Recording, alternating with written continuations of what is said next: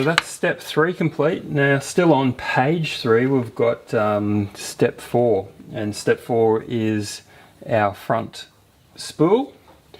And we're going to need bag B, as you can see on the manual. If you're looking and following with the manual, it says that we need bag B. So I've got bag B here. It's got lots of other goodies in there as well that we'll need probably later on. Now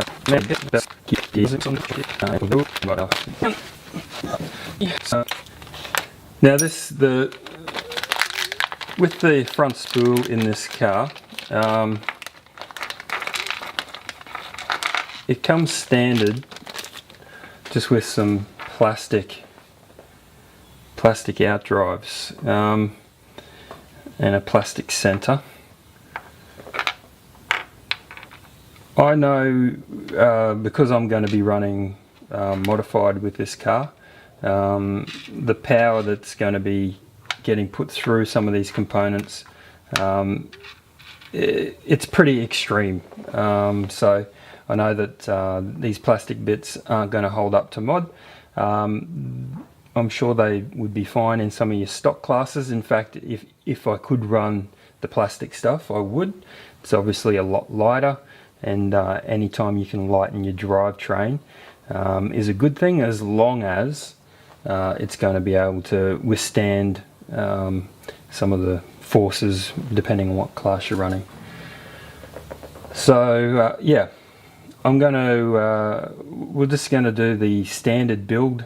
So I'm just going to put it together as per the manual, and then later on I'll show you some of the options that Destiny has brought out and Speedy RC have in stock at all times, and they're going to definitely beef up the front. You know, you don't want those failures in the middle of a race.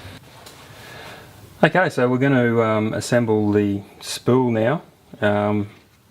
So we've got a little bit of a glue job that we've got to do to start with, and there's something that you really need to pay particular attention to on this, and that's that on the actual outer ring we have a tiny little indent here, a little locator, and that matches up. You can see on the actual pulley we've got a little hole there as well. So we need to make sure that they match up, and we also need to put a bit of glue to hold that retainer on. So what I like to do is we're just going to use a Q-tip and just going to cut the end off. Again, put a bit of glue just so it's easy to it's not as messy if you just have it in a little pool. So we're just going to go around, and we're just going to just put a few dobs around the outside like this. That's going to be enough, and then we're going to get our little indent, and we're just going to make sure that we get that lined up, get that in position, and we're just going to just hold that down until that glue sets. Then if we wanted to be really particular, we could probably just go around and just put a little bit extra just in the seam. Now that's not going to go anywhere.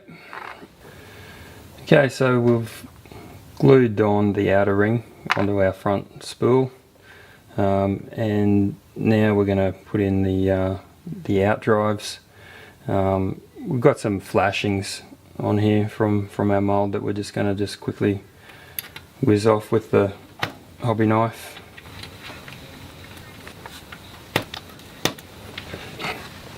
And now we're going to put the pulley onto the actual spool hub. So this is one of those parts that we're going to have to line up, and there's 3 screws that keep this all together, and we're just going to turn it until our screw holes line up, which they are now. And again, this is just the standard build of the standard kit. Part 2 of this demonstrational or instructional build will be a couple of recommendations if you are going to run some of, some modified. I suggest there's a couple of upgrades that we need to do to the drivetrain just to give it a bit more reliability to handle that extra power that modified does. Again, if you're running some of your stock classes, I would suggest just running the standard plastic stuff to start with. It is obviously lighter, which is a big benefit, especially with your acceleration in your stock classes. And yeah, alright, so that's on there now. Next part is we put a bearing on there, and then we're going to locate our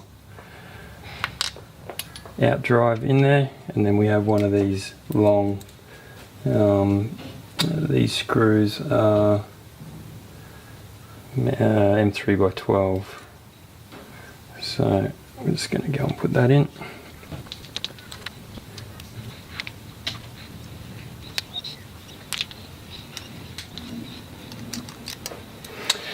Okay, so just noticed a little bit of an issue there when putting that together, and that was that I think those screws actually end up going through and touching each other. So if you do one side up all the way, it's not leaving the bearing any room to move. So I've just evenly done them up, and then now both screws are touching, but we've got even sort of bearing end float there.